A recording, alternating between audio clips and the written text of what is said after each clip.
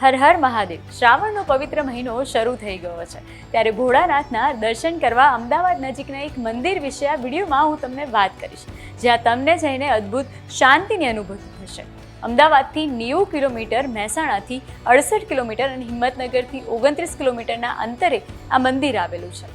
ડેભોલ અને સાબરમતી નદીના સંગમ સ્થાને આવેલું આ મંદિર છે સપ્તેશ્વર મહાદેવનું મંદિર, જ્યાં દરરોજ હજારો શ્રદ્ધાળુઓ દર્શન કરવા માટે આવે છે. અહીંયા માન્યતા છે કે લગભગ 3400 વર્ષ પૂર્વે સપ્તર્ષિઓએ ભેગા મળી અને તપશ્ચર્યા કરી હતી.